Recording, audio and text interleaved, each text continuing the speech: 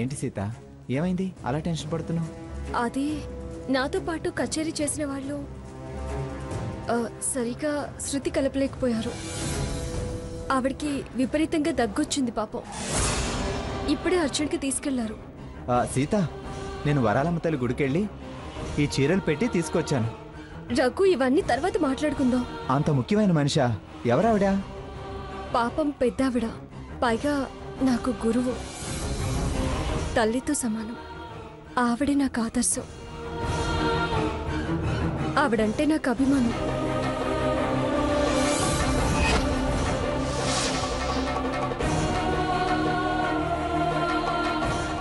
సీత గారు, ఆవిడ గారి కండిషన్ చాలా క్రిటికల్ గా ఉంది. అర్జెంట్ గా హాస్పిటల్ తీసుకెళ్ళాలి. తోడుగా వస్తారా? సంజయ్, నువ్వేంటి ఇక్కడ? స్వామివారి కళ్యాణానికి వచ్చాను. కచేరీ ఉందంటే ఆగాను. ఎవరెవరు వచ్చారు? నేను ఒక్కనే. అబద్ధం. హారత్తో నిన్ను చూశాను. యాక్సిడెంటల్ గా కలిసాము. నో, నేను నమ్మను. ప్లీజ్ రఘురామ్, ఈ వాదనలు ఇప్పుడు వద్దు. అవతల patient condition not good at all. Doctor గా నా వృత్తి నేను చెయ్యాలి. సీత గారు, వారు మీకు బాగా తెలుసు. నాతో పాటు రాగలరా? సీత, పద, ఇద్దరం వెళ్దాం. వద్దు రఘురామ్ గారు, వెనక సీట్లో వారు పడుకున్నారు. ప్లేస్ కూడా అడ్జస్ట్ అవ్వదు. మీరు ఫాలో అవ్వండి చాలు.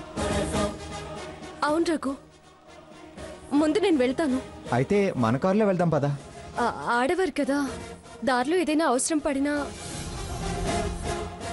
ఆయన మగవారు ఒక్కరే అయిపోతారు. ప్లీజ్ రఘు,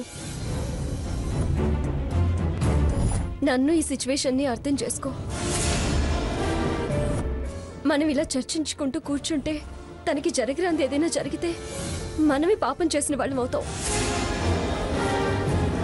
సీత గారు, వస్తున్నాను. రఘు, వెళ్ళు, నేను వస్తానులే.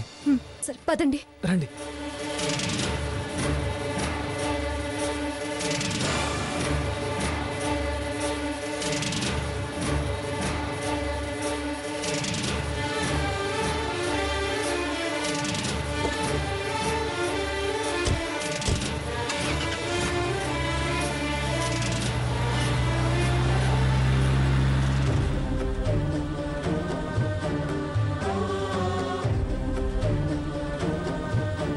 సీత అవతలి వాళ్ళ కష్టాల్లో ఉంటే చూస్తూ ఊరుకొని ఉండలేదు.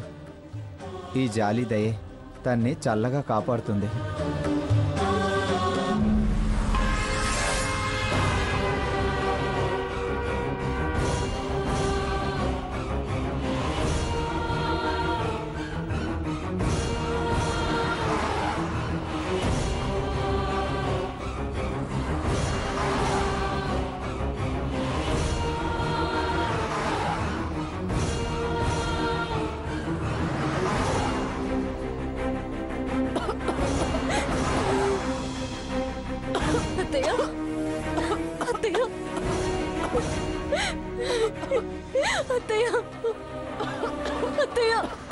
అత్తయ్య, కొంచెం ఓర్చుకోండి అత్తయ్య.